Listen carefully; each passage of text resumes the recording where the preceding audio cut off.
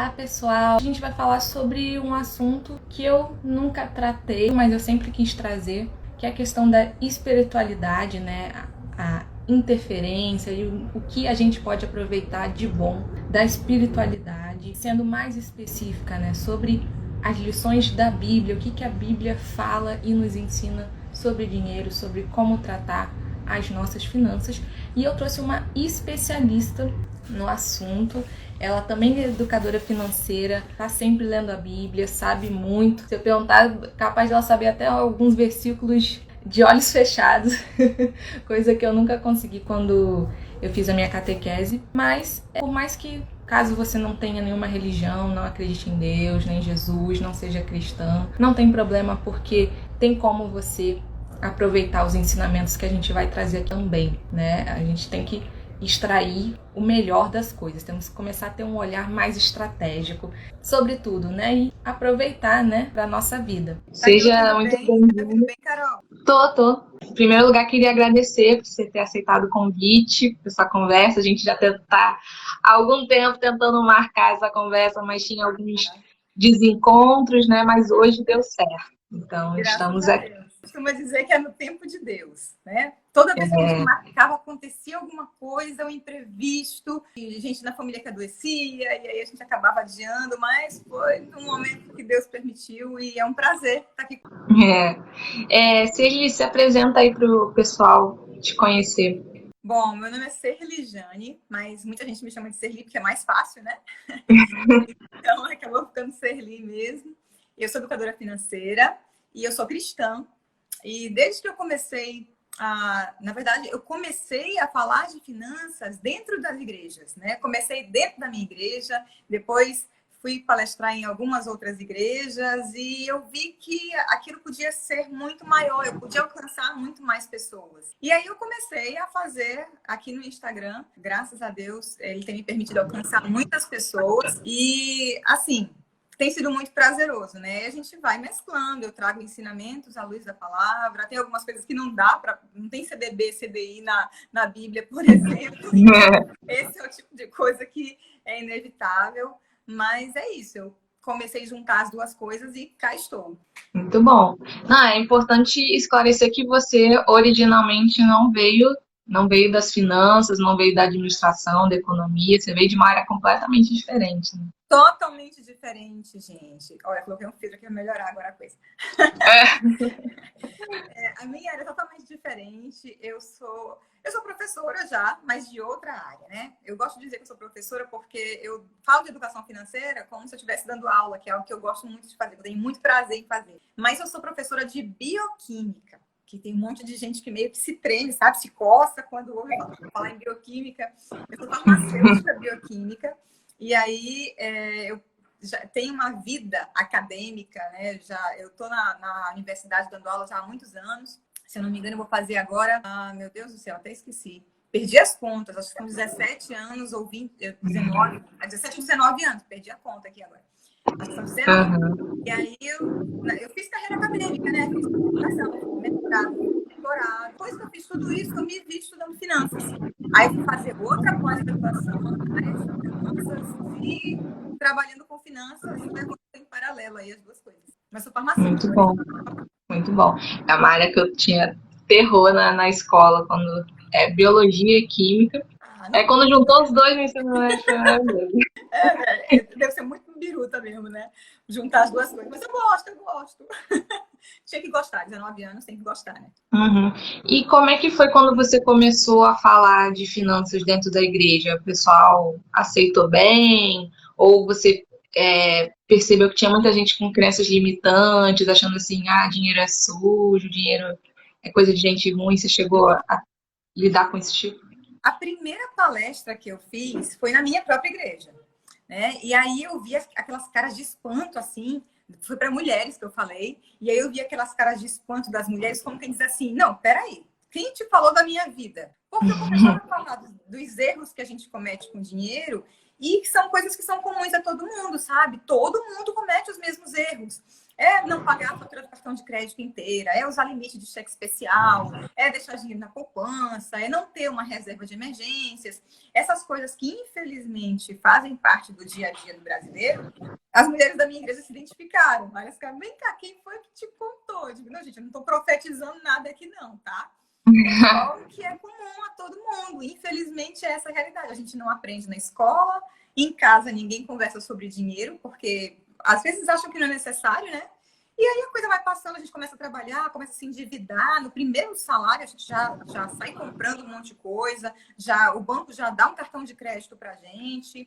Eu entrei na universidade, no primeiro semestre da universidade, me ofereceram um cartão de crédito. Eu tinha renda? Claro que não tinha renda, né?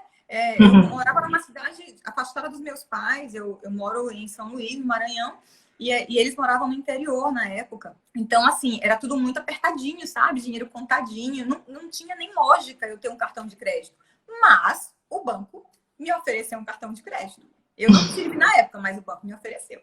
O meu é porque o banco tinha parceria com a universidade. Aí a carteirinha era cartão do banco e podia ser também vale transporte. Era tipo um cartão múltiplo lá, mas aí eu só usava como vale transporte. Olha o perigo, olha o perigo. É, Pois você vê é. como é. Então, assim, em relação à questão de doação, que eu sei que é uma coisa que é muito forte, principalmente no cristianismo, eu não entendo bem de todas as religiões, né? Mas no cristianismo eu sei que a questão do dízimo é muito forte e tal. E eu, inclusive, né, até compartilhar aqui com você, o pessoal que está assistindo, eu já tive uma cliente que ela estava toda endividada e mesmo assim, todo mês ela pagava o dízimo. Então eu queria saber a sua opinião sobre isso, né, em relação à doação, se realmente, assim, é para qualquer um ou tem que ter um senso, como é que você vê essa questão? A gente já começa com um tema polêmico, né? Sobre dízimo é sempre polêmico, mas vamos lá. Olha só, Carol, a gente que é cristão, a gente entende que nada que a gente tem hoje nas nossas mãos é nosso. Tudo é do Senhor. E aí ele nos permite administrar aquilo que ele tem colocado em nossas mãos. Se se considera a segunda palavra, nós devemos ser despenseiros. O que é um despenseiro? É como se a gente fosse uma grande despensa, sabe, de guardar mantimento, essas coisas? A gente é uma grande despensa, a gente é despenseiro, e aí o Senhor coloca nas nossas mãos, ele nos abre portas, ele nos dá oportunidades de trabalho, né, de emprego, de ganhar recursos, mas é tudo dele. Então, na verdade, a gente entende, eu sei que para muitas pessoas isso vai ser muito confuso, não dá para a gente ficar esmiuçando aqui agora, e eu não tenho autoridade para isso, tá? Eu vou deixar para os pastores fazerem isso, mas a gente entende que, como é tudo dele, o fato de eu devolver para ele apenas uma pequena parte não deve ser algo doloroso para mim, tá? Porque é tudo dele, porque ele me permite administrar. Então, a gente nem costuma usar os termos da igreja de, por exemplo, pagar ou entregar. A gente costuma usar o termo devolver, sabe? A gente vai devolver o dízimo, devolver uma pequena parte daquilo que Deus tem me dado. E deve ser algo prazeroso. Eu não devo fazer isso com um aperto no coração, sabe? Ai, meu Deus, eu tenho que pagar esses 10%. Não! E outra coisa, os 10% não é para limitar a pessoa. Você pode dar muito além disso, até porque a obra, né, do reino de Deus, ela precisa de mais recursos. A gente está vendo aí que está acontecendo, por exemplo, agora no Afeganistão, existem missionários cristãos lá correndo risco de morte. E aí esse risco poderia ser minimizado se eles tivessem recursos, de repente, para se proteger melhor. Eu não sei como é que funciona lá, eu não consigo entender como é que eles estão se cuidando lá, porque eu não conheço essa realidade, mas eu sei que eles estão correndo perigo. Então, há muita coisa. Tem muita gente que nunca ouviu falar da palavra, então investir na produção de bíblias, na produção de literatura cristã, na produção, na criação de igrejas. O dízimo serve para essas coisas, sabe? E tem gente que entende erroneamente que o dízimo é para pagar o pastor. Não existe isso, sabe? Todo trabalhador é digno do seu salário e o pastor ele tem um salário, os pastores têm um salário que é a igreja que lhe paga para ele cuidar dessa igreja, porque ele tem que garantir o sustento da casa dele. Alguns têm outras fontes de renda, alguns abrem mão dos seus salários. Isso é muito particular de cada pastor, de cada igreja.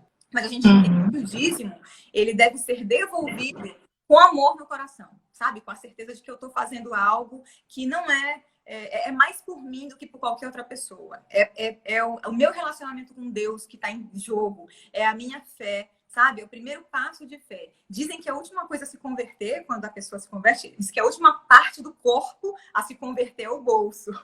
O bolso é a última coisa. Mas é delicada essa questão mesmo. Mas a gente entende que é uma necessidade, que o cristão precisa fazer essa devolução, sim. E assim, tu falaste de uma cliente tua que, mesmo endividada, ela sempre separava o dízimo. A gente crê que o Senhor não deixa desamparado aquele que lhe serve, sabe? Ele não deixa desamparado, ele vai suprir as necessidades, ele vai entrar com a provisão. A gente vê muitos relatos de coisas assim, quase que sobrenaturais, sabe? Já aconteceu, por exemplo, meu marido, uma época, fez um voto, e aí, vocês costumam chamar de promessa, né? A gente chama de voto, ele fez um voto, e aí, com o primeiro salário de um determinado emprego, que ele estava com muita vontade de conquistar, ele ia transformar todo em cestas básicas. E aí, a gente fez isso, né? O primeiro salário dele, ele comprou todo de cestas básicas. Não tem a ver com dízimo isso aqui não, tá? É provisão. E aí, ele comprou todas as cestas básicas e ele colocava várias cestas básicas, cada vez que ele saía, na mala do carro. E à medida que ele fosse encontrando alguém que ele percebesse que estava necessitando, ele entregava a cesta. E aí, uma das pessoas para quem entregou a cesta era com uma senhora, estava com uma criança do lado. Na mesma hora que ela pegou a cesta, ela falou assim, virou para a criança, não sei se era filha, virou para a criança e falou assim, viu?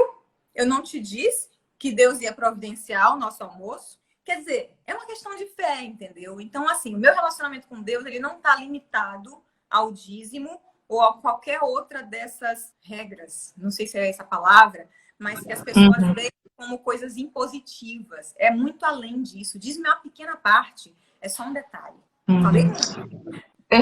Não, assim, na verdade, eu não vejo que as pessoas têm resistência ao dízimo. Na verdade, o sentido que eu quis dizer é elas terem resistência a cuidarem das finanças, né? Como que eu posso dizer?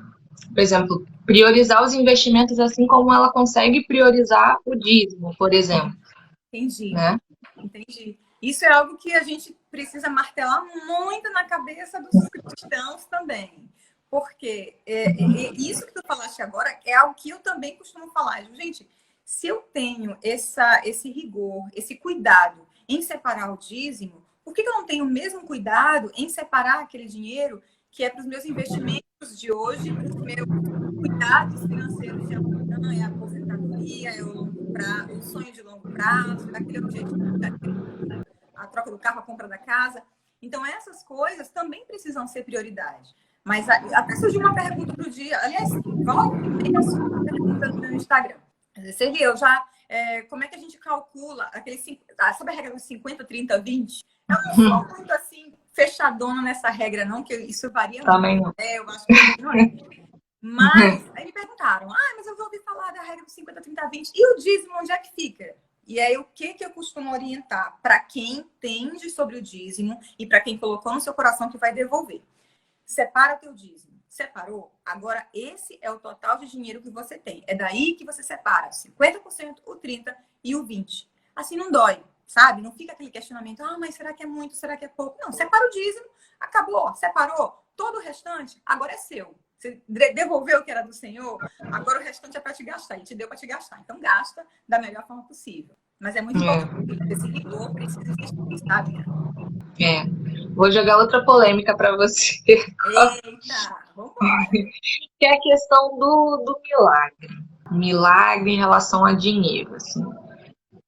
Não estou jogando assim milagre, mas assim, milagre e a questão de correr atrás, né? Até que ponto a gente tem que rezar e esperar, ou até que ponto a gente tem que assumir a nossa responsabilidade para que as coisas aconteçam? Deu para captar? Deu para captar. Olha, eu tô com uma cola aqui do lado, porque tu estava falando lá no começo que eu devo ter um monte de versículo decorado. Eu até tenho vários versículos decorados, mas eu esqueço, eu chamo de endereço, eu esqueço o endereço dele, sabe? Eu esqueço onde ele está escrito. E aí a gente tem É que dizer muita o coisa. versículo, mas a gente tem que dizer onde é que está escrito. E aí eu tô com uma cola aqui do lado. E tem um versículo que cabe bem no que tu estás me perguntando aí agora. Eu só preciso encontrar ele, só um minutinho. Olha só, a questão da gente esperar pelo milagre. Gente, Deus nos deu saúde, Deus nos deu oportunidades de trabalho. Eu não achei, tá? Estou procurando aqui, não estou achando. Deus nos deu oportunidades de trabalho, Deus nos deu disposição. Para alguns parece que ele deu mais, para outros parece que deu menos, né? Mas ele não disse para ninguém ficar sentado esperando a comida cair do céu, sabe? Ele disse que ele vai prover todas as nossas necessidades. Mas, ao mesmo tempo, ele diz que a gente precisa trabalhar pelo nosso sustento. Uma das primeiras recomendações que Deus deu a Adão, ainda no paraíso, foi que ele precisava cuidar da terra, né? Adão foi o primeiro agricultor de que a gente tem notícia. Então, Adão, ele precisava cuidar da terra para que a terra continuasse dando sustento. Mas aquilo não era um castigo. O trabalho não tem que ser um castigo.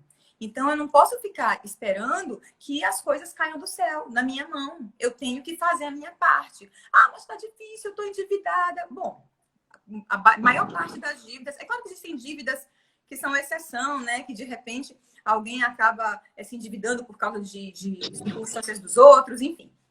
Mas boa parte das dívidas somos nós mesmos que acabamos causando. E aí não adianta chorar pelo leite derramado, agora é sentar, organizar as finanças e tentar pagar. Nessa hora, eu posso orar então e pedir para Deus resolver? Não, ele não vai jogar dinheiro do céu. Não vai chover dinheiro, tá? O que eu posso fazer? Eu posso pedir sabedoria ao Senhor. Eu posso pedir que ele me mostre oportunidades de trabalho, que ele me dê sabedoria para eu investir em alguma renda extra, que eu possa melhorar a minha renda mensal. Eu posso pedir sabedoria ao Senhor, eu posso pedir que ele me dê clareza para eu compreender melhor minhas finanças. Isso tudo eu posso pedir, sabe?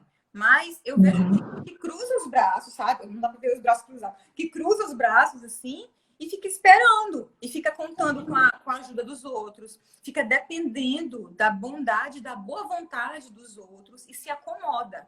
Deus não quer a gente acomodado. Deus chamou 12 pessoas para andarem com ele e todos os 12, eles tinham muito o que fazer. Todos os 12 eram ocupados. Ninguém estava ali de bobeira na praia, apreciando a paisagem. Não, tinha um que estava lá pescando, tinha um que era lá coletor de impostos. Eles estavam ocupados. Deus não quer ninguém desocupado. Então, tá difícil? Ok, eu vou orar, mas não vou cruzar os braços. Assim que eu entendo. Muito bom. Adorei o exemplo que você deu dos discípulos, muito bom. A associação que você fez foi muito boa. Pois é, cara.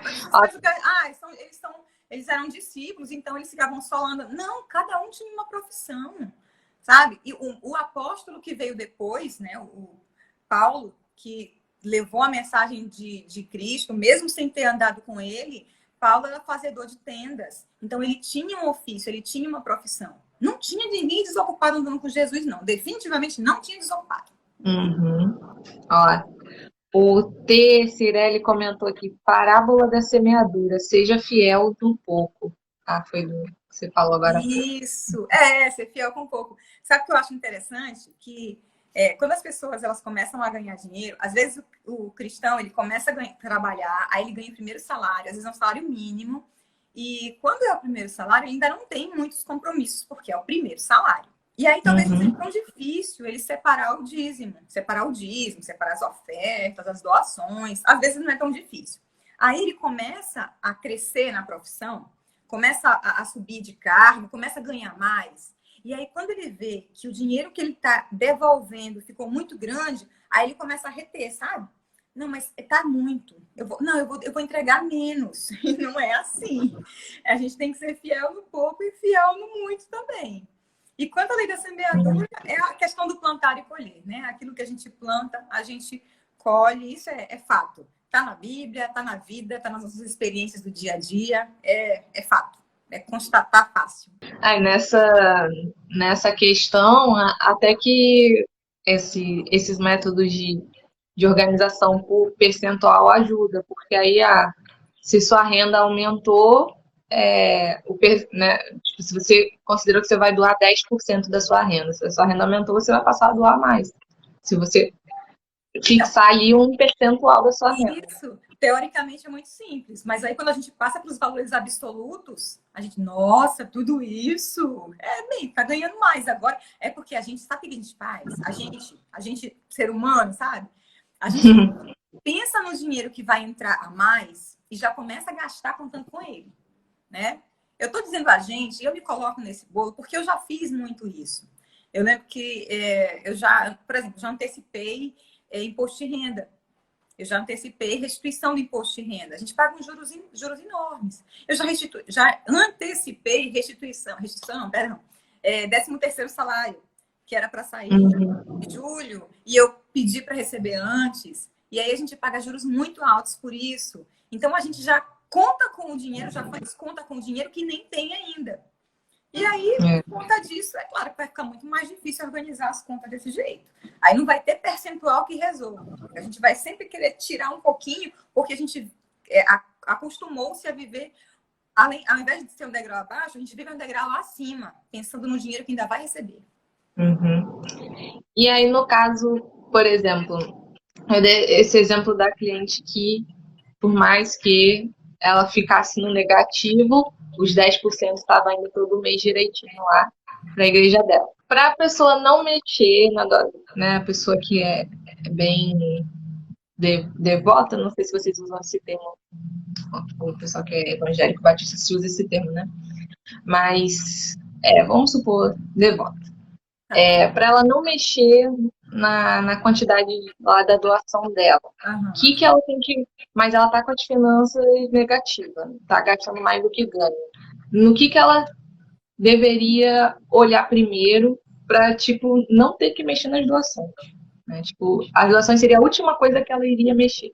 Olha, Carol, o que eu entendo? Eu acredito que Deus nos deu inteligência, Deus nos deu sabedoria, e a gente precisa ter uma vida financeira organizada. Uma vida organizada em todos os aspectos, inclusive nas finanças, porque isso também é bíblico. E eu não consigo...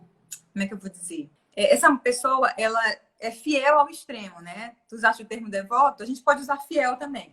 Ela fiel. Ela é muito fiel e aí ela não quer deixar de entregar o dízimo. Do ponto de vista da educação financeira, isso é péssimo. Porque ela está entrando no cheque especial, por exemplo, que tem altas taxas de juros. Do ponto de vista da fidelidade, eu acredito que Deus não vai desamparar. Mas eu também acredito que ela não pode se acomodar nessa situação. Ela precisa dar a volta por cima, ela precisa sair dessa situação. Porque isso a gente sabe que cheque especial ou qualquer outro tipo de empréstimo é bola de neve. Então, se você não der um jeito de acabar, ela vai só aumentando, vai só crescendo. E aí vai chegar uma hora que ela não vai conseguir separar o dízimo, porque vai ter dívida demais. Então, ela não pode. Se de repente aconteceu isso sei lá, talvez 2 vezes, não estou dizendo para ninguém se endividar, ninguém entrar no cheque especial, pelo amor de Deus, tá, gente? Essa é uma péssima opção. Se de repente já aconteceu, então vamos organizar o orçamento de modo que não aconteça mais, que não aconteça outras vezes. Outra coisa, será que ela não conseguiria vender algum bem que tem em casa? Será que ela não conseguiria fazer uma renda extra e, de repente, com essa renda extra, honrar ao Senhor financeiramente? Será que ela não conseguiria pedir dinheiro para um amigo, para um parente, ao invés de mexer num empréstimo numa instituição financeira que tem juros altos e que o compromisso não vai ter nenhum cobrador na porta, mas, em compensação, os juros vão ser muito maiores? Será que ela não teria outra alternativa? De repente até teria, tá? Eu conheço pessoas que já entraram no cheque especial para não deixar de entregar o dízimo. Não é uma recomendação que eu daria, tá? Eu buscaria outras alternativas. Se a pessoa já fez, ok, tá feito, né? Não tem como voltar atrás. O que tem que ser feito é que seja pago. Mas é preciso organizar as finanças e com urgência, porque Deus também não quer que a gente se endivide. Achei os versículos, tá? Achei aquele do trabalho lá. Olha só, lá em Provérbios. Provérbios é um livro que está cheio de versículos sobre dinheiro. Mas tem um que diz assim, ó, lá em Provérbios 6, 10 e 11. Diz assim, ó. Tirando uma soneca, cochilando um pouco, cruzando um pouco os braços para descansar, a sua pobreza o surpreenderá como um assaltante. E a sua necessidade lhe virá como um homem armado. Ou seja, nada de ficar de braço cruzado, tirando soneca, cochilando. Trabalha, tem que trabalhar. E a outra está lá em Romanos 13:8, é sobre dívida. Lá Romanos diz assim, ó, não devam nada a ninguém, a não ser o amor de uns pelos outros, pois aquele que ama seu próximo tem cumprido a lei. Não devam nada a ninguém. Não é para ter dívida. Então, dívida não é bíblico. Ter dívidas não é bíblico. Esse aqui é só um dos versículos, tá? Tem muitos outros que vão falar sobre dívida. Mas ter dívida não é bíblico. Não é de Deus, não. Tá certo? Então, assim, é preciso organizar as finanças e com urgência, tá? Nada de ficar pegando empréstimo para entregar o dízimo, que isso só vai virar uma confusão lá na frente. E o que mais que você separou aí para trazer de lições aí dos versículos da Bíblia? Tem um exemplo que eu gosto bastante, que é para falar sobre reserva financeira, reserva de emergência, né? Todo mundo fala de reserva de emergência. Gente, reserva de emergência é bíblico, sabe? Sabe que isso? E tá lá em Gênesis. E a reserva de emergência lá de Gênesis não era pouquinha coisa, não. Era de 20% da renda. Sabe quem foi que falou isso? Lembra daquela história? Talvez tu vai te lembrar, talvez quem está assistindo aí vai lembrar também.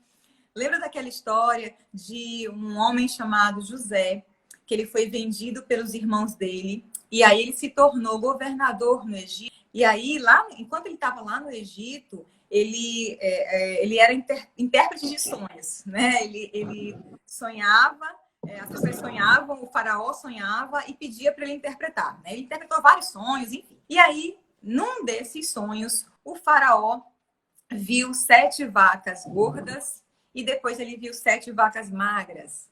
E aí tem a história também das espigas de milho, mas a gente não vai entrar nesses detalhes aqui agora não, tá? E aí ele foi interpretar esses sonhos. E na interpretação dele, que Deus deu a interpretação para ele, o que aconteceu?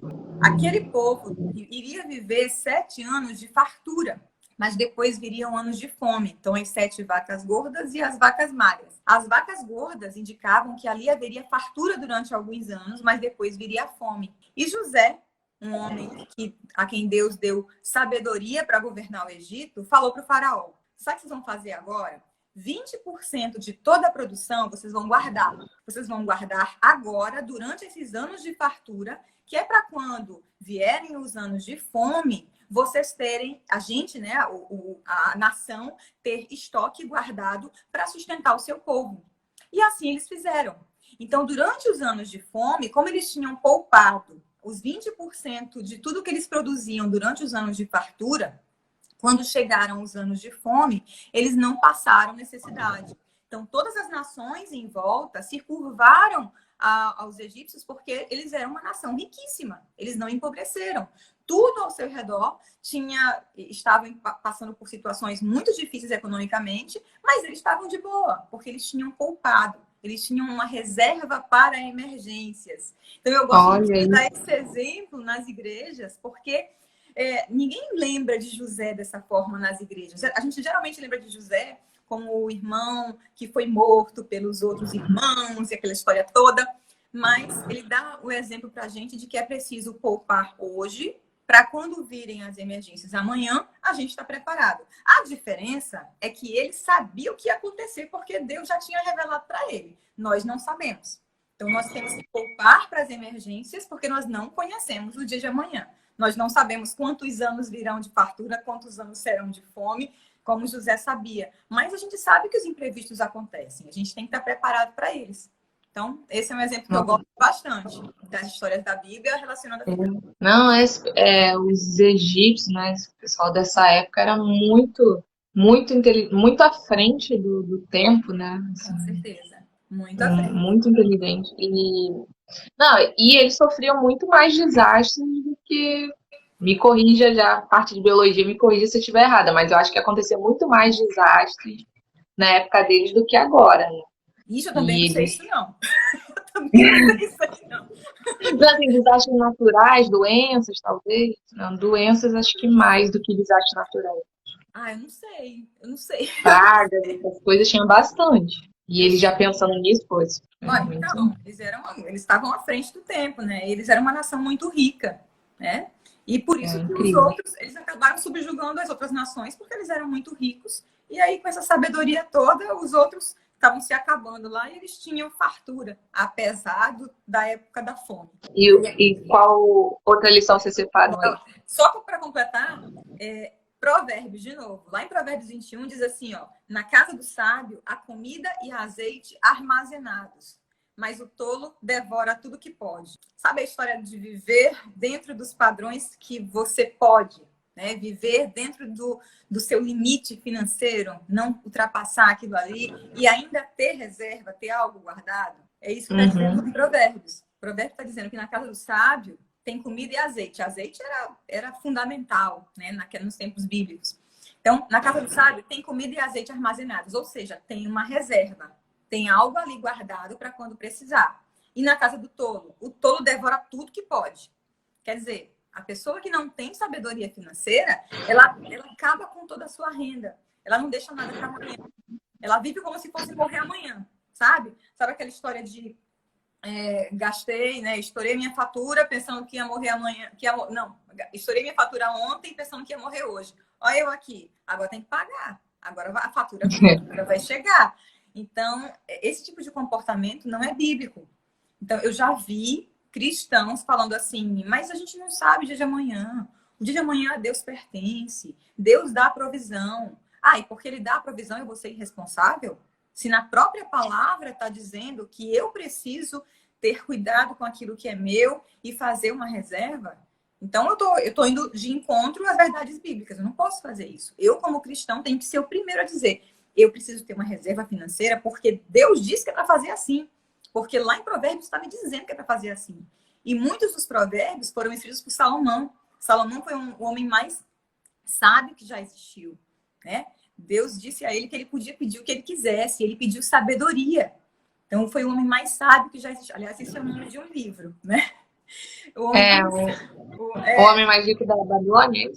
Tem o Homem Mais Rico da Babilônia, mas tem o Homem Mais Sábio, alguma coisa assim. Mas é um outro que é um homem mais sábio.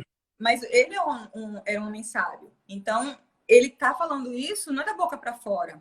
É ensinamento que tem que ser para a vida da gente. Tem o versículo, Carol, que muita gente distorce na hora que vai dizer, que está lá em Timóteo, 1 Timóteo, capítulo 6, versículo 10. Diz assim, ó, pois o amor ao dinheiro é a raiz de todos os males. E tem gente que diz assim, não, o dinheiro é a raiz de todo mal. Não, gente, o dinheiro não é a raiz de todo mal. É o amor ao dinheiro que é a raiz de todo mal. Sabe? O que Deus está falando com isso? Essa 1 Timóteo é uma carta. É uma carta que Paulo escreveu para um rapaz chamado Timóteo. Timóteo começou a aprender sobre as escrituras quando era muito jovem. E aí ele aprendeu em casa, a Bíblia diz que ele aprendeu com a mãe, com a avó. E aí dá os nomes dessas pessoas, inclusive. E aí Paulo tinha um carinho muito grande por Timóteo. E ele vai dizer para Timóteo, Timóteo, o amor ao dinheiro é a raiz de todos os males. Ou seja, o seu Deus, aquilo que você adora, aquilo que vem em primeiro lugar na sua vida, não pode nunca jamais ser o dinheiro. Porque na hora que for o dinheiro, você vai sofrer as consequências dessa adoração a um Deus que você criou e colocou no lugar do Deus verdadeiro. Tudo que a gente coloca no lugar de Deus, vira um Deus. Um Deus com D minúsculo, mas vira um Deus. Né? Tem gente que endeusa a beleza, tem gente que endeusa o corpo, tem gente que endeusa o marido, a esposa, tem gente que endeusa os filhos, tem gente que coloca como uma coisa mais importante. Não é. Eu não estou dizendo para não cuidar da família, tá? Mas o que tem de mais importante na nossa vida é o próprio Deus, né? Acima de todas as coisas. E aí, Deus, depois a gente tem que cuidar da família, a gente tem que cuidar do reino, a gente tem que cuidar dos ministérios lá na igreja, tarará. E a gente tem que cuidar das finanças, tá? Mas as finanças nunca... As finanças não. O dinheiro em si nunca deve ser prioridade. Porque no coração do homem existe muita ganância, sabe? E se eu começo a amar o dinheiro nunca vai ser suficiente para mim. Eu vou querer sempre ganhar mais, ganhar mais, ganhar mais. E isso não vai me levar a lugar nenhum, tá? Mas é pecado eu querer ganhar dinheiro? Também a gente ouve isso. É pecado eu querer ganhar dinheiro? Não, gente, não é pecado eu querer ganhar dinheiro. Agora, o que eu vou fazer com esse dinheiro? A palavra de Deus, ela diz que o dinheiro ele deve servir para 3 coisas na vida do cristão. Ele deve servir para o nosso sustento, ele deve servir para abençoar e para prover o que for necessário para o reino de Deus, e ele deve servir para abençoar outras vidas. Então, na hora que eu deixo de fazer essas 3 coisas, ou faço só a primeira, que é cuidar só de mim, eu estou usando o dinheiro de uma forma gananciosa. É só para mim, é só eu, sabe? Eu nem importo com quem está do lado, com quem é, sei lá, com quem está precisando e que está bem aqui, pertinho de mim, que eu posso ajudar, que eu tenho oportunidade de ajudar. Então, essas coisas, elas estão na palavra, tá na Bíblia. Então, você precisa ser consciente de que aquele dinheiro não pode ser o seu Deus, ele não pode ser adorado acima de todas as coisas. Dê o lugar certo para o seu dinheiro, não é o lugar de Deus. Bora mais uma, então? Bora. Bora de Provérbios de novo, tá? Provérbios é mais até fácil a gente explorar aqui numa live, porque é mais curtinha. Tá em Provérbios, mas também tem lá em Mateus. Jesus disse uma vez que qual é o engenheiro, né? Ele usou outra palavra, mas qual é a pessoa que vai construir uma casa e não se senta primeiro para calcular quanto que vai gastar para construir a casa, né? Sentar para calcular quanto, trazendo para os dias de hoje, né? Quanto de tijolo eu vou precisar, quanto de telha, quanto de cimento, quanto eu vou gastar com mão de obra. Quem é o trabalhador? O construtor, que quando vai construir não se senta para fazer os cálculos antes. Sabe o que ele está dizendo com isso? Que tudo que a gente for fazer, a gente precisa planejar primeiro. E aí a gente fala muito de planejamento na educação financeira. A gente fala muito de planejar os nossos sonhos, planejar para poder fazer com que esses sonhos se tornem realidade, né? Então, eu vou planejar de que forma? Aí a gente, aquela fórmula bem batida que a gente sabe bem, mas tem um monte de gente que não sabe, né? Eu tenho que saber o que eu quero, para quando eu quero, quanto vai custar isso tudo, onde que eu vou colocar esse dinheiro, né? Eu tenho que sentar e planejar.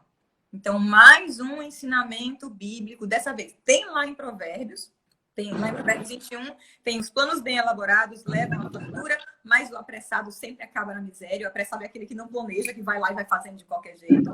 Mas o próprio Jesus falou lá no Novo Testamento sobre essa questão de construir antes de construir, sentar e planejar. Então, o planejamento de tudo que a gente for fazer, inclusive na vida financeira, ele precisa ser muito bem elaborado, e isso também é bíblico.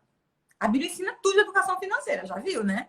Tem tudo lá. É só a gente... Tô chocada. É só a gente procurar. Pra quem nunca leu, Sergi, pra quem nunca leu, tipo... Eu até nem sei onde isso foi parar. Eu tinha a Bíblia lá da época da catequese, nem sei onde tá, deve estar na casa dos meus pais. Aí, tipo, pra quem nunca parou pra ler, assim, como é que faz pra se achar, assim? Como é que eu faço pra achar essas partes que falam sobre finanças, por exemplo? Olha, Carol, assim, não é muito simples de a pessoa achar.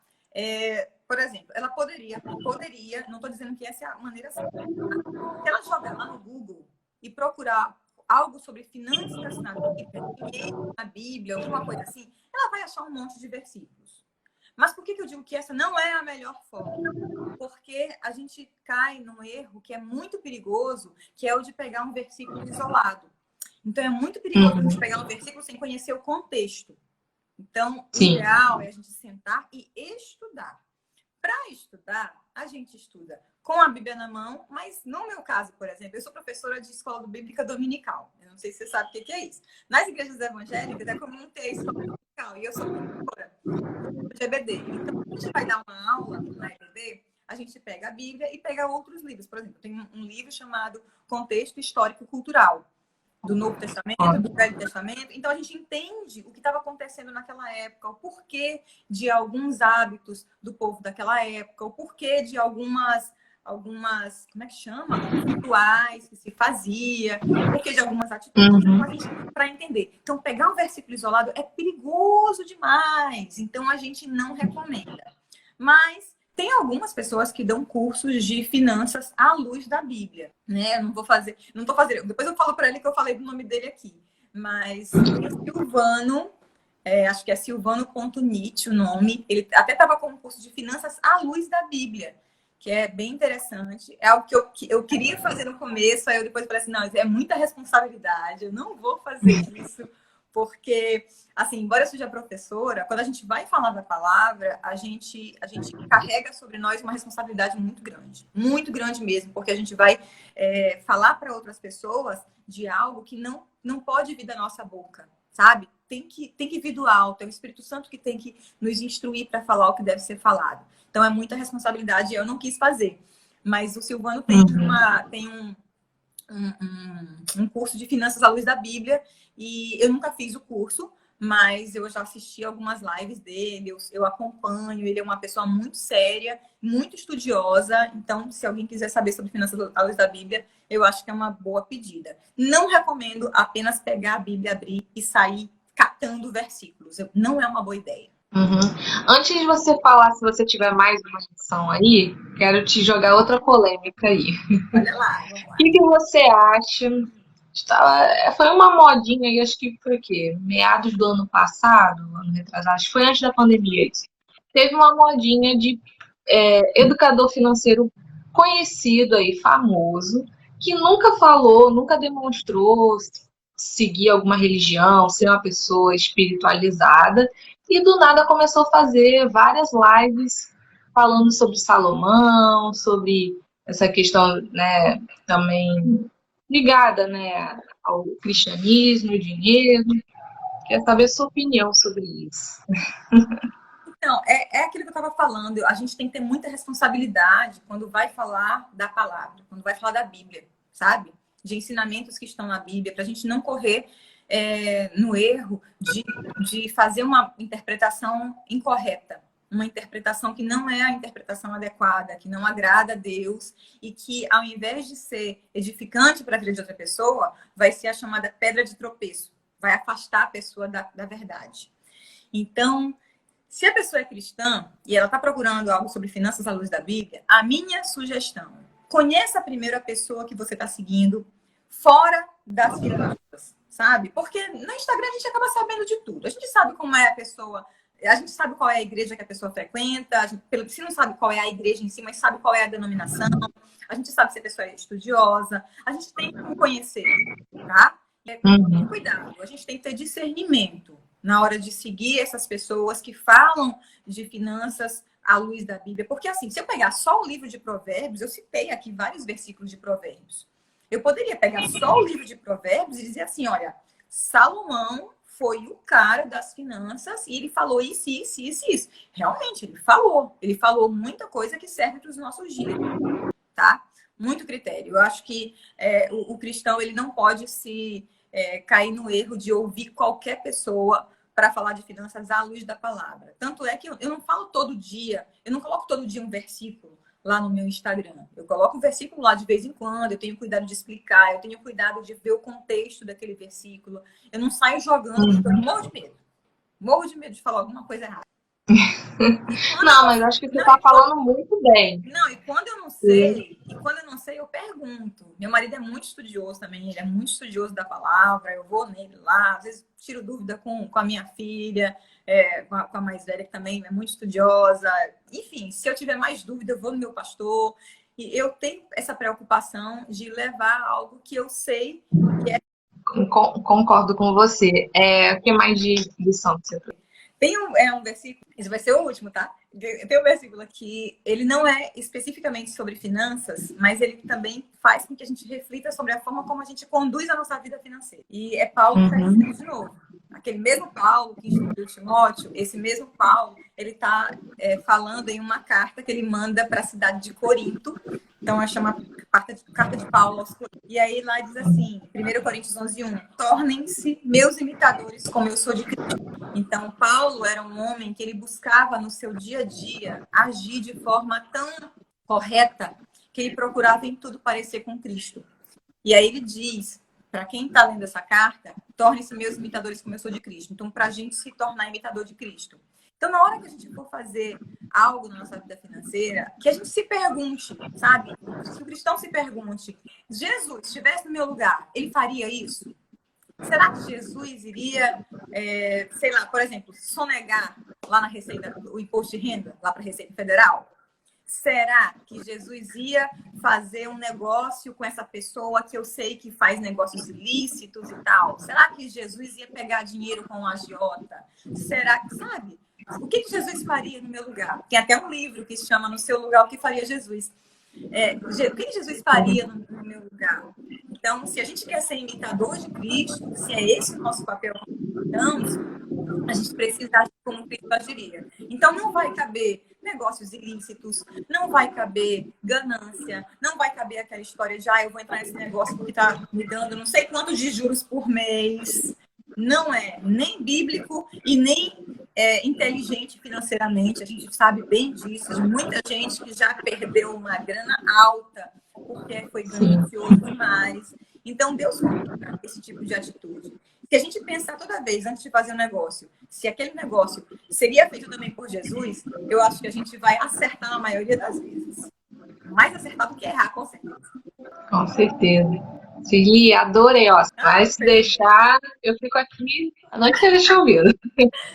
Foi melhor do que eu estava esperando, tá vendo? Ó, tem que deixar pra próxima. Tem que deixar um gostinho de quero mais. Vai fazer uma parte 2? Ó, Sirli está comprometendo que ela vai fazer uma parte 2, gente. Cobrem ela. Já foi dureza fazer essa parte 1, que a gente marcou e remarcou 1000 vezes. Mas que bom, graças a Deus. Quando é pra acontecer, acontece. Quando é isso que importa. É no tempo de Deus, na vontade de Deus. Foi que acontecesse hoje, que seja bênção, que seja uma bênção para quem está ouvindo. E nem sei se já posso falar isso para encerrar, para ir começando, preparando o pessoal. Pode, à vontade. E, gente, a recomendação, eu não sou dona da verdade, né? A palavra de Deus é que é a verdade. E a gente faz o possível para trazê-la de forma mais clara possível. Está cheio de mensagens na Bíblia. A gente passaria uma semana fácil falando só sobre finanças à luz da Bíblia, mas tenham muito cuidado ao interpretar esses versículos que o pessoal joga aí na rede de qualquer jeito, porque tem muita coisa que não corresponde à realidade, então a gente tem que ter critério, tem que ter discernimento para poder interpretar, e a Bíblia é muito rica, sabe? Sinceramente, todos os conceitos de educação financeira a gente encontra na Bíblia. Tem tudinho, tem tudo. Estou impressionada. Lá não vai ter, por exemplo, eu invisto no Tesouro Selic ou eu invisto no CDB que rende 100%. Não vai ter isso lá na Bíblia, porque na época não existia não vai ter. E também porque era outro país também, né? Outro país, outra época. Não tem como. Então, assim, não vai ter isso. Mas o básico da educação financeira é bíblico. Sabe? O não se endividar, o viver com o que você tem, o devolver a parte do Senhor, fazer reserva financeira, tudo isso é bíblico. Então, se a gente vive uma vida de acordo com o que a Bíblia nos diz para viver, a gente vai ter uma vida financeira equilibrada. E aí eu preciso dizer que eu também não vivi de forma assim tão bonitinha e tão biblicamente a minha vida inteira. Eu sou cristã, eu sou crente, né, como queiram falar, desde muito novinha. Eu me converti aos 13 anos de idade. Mas a minha vida financeira era uma bagunça. Não aos 13 anos, porque eu não tinha salário. Mas, desde que eu comecei a trabalhar, a vida financeira era uma bagunça. Primeiro, porque eu não conhecia esses princípios bíblicos, cheios de sabedoria, que estão aqui na palavra. E segundo, porque eu não tinha educação financeira de nada. Então, eu comecei a entender melhor disso, aplicando na minha vida. E hoje eu estou aqui falando para um monte de gente, coisa que eu mais gosto de fazer. Muito bom. Parabéns, Sirli, pelo seu trabalho. Sou admiradora. E, como eu já te falei várias vezes, você tem que falar mais sobre isso, porque os próprios cristãos não sabem. Eu não fazia ideia nem essa parte que você falou da reserva de emergência, que os egípcios já pensavam nisso. A gente não estuda isso em história. Eu sou católica, né? Não me lembro de ter estudado isso na catequese. Eu só fiz até a primeira comunhão, não fiz a crisma, mas a gente não estudava nada disso. Não sei se também é por questão de idade, né? Porque se nem na escola a gente vê educação financeira, não sei se também. Enfim, mas eu gostei muito da forma como você trouxe isso. Eu sabia que ia ser sucesso, que você aborda esse assunto. E é isso, fale mais sobre isso. Vou falar assim. Gente, que Deus abençoe vocês, que Deus abençoe a vida financeira de vocês. Se tá difícil, ora, pede para o Senhor da sabedoria, pede para o Senhor da clareza, mas não cruza os braços, não se acomoda, porque é bíblico. Não se acomodar também é, então, arregaçar as mangas e fazer a diferença nas finanças também. Isso. Muito Prazer, com prazer, Carol. Muito obrigada pelo convite, pela insistência. Gente, eu já tinha desistido, não sei se vocês... Eu já tinha desistido. Eu falei, Carol, eu não vou fazer. Vou mudar de tema. Eu sou brasileira e paulina, então é duplamente persistente aqui. A teimosia é persistente. É dupla aqui, então. Não tem essa de desistir por tudo, não. Eu falei, não, vamos mudar de tema, vamos fazer outra coisa, porque, gente, a responsabilidade é muito grande. E eu fico muito preocupada com o que eu vou falar aqui, com a forma como vocês vão entender aí do outro lado. Então, se eu falei alguma heresia, me perdoe, vou ouvir depois. Se eu falei algo que não está condizente com as verdades bíblicas, por favor, manda um direct. Olha, você errou, não é assim, porque eu realmente não sou dona da verdade. E se tem uma coisa que eu gosto é de aprender algo novo. Exato. Foi um prazer. Eu adorei. Hoje foi praticamente uma aula para mim, porque eu sabia zero, fiquei aqui só prestando atenção para aprender com vocês. Ai, que bom. Adorei. Obrigada, Celi. Obrigada a todo mundo. Beijo para vocês e até a próxima. Obrigada, Carol. Tchau, tchau.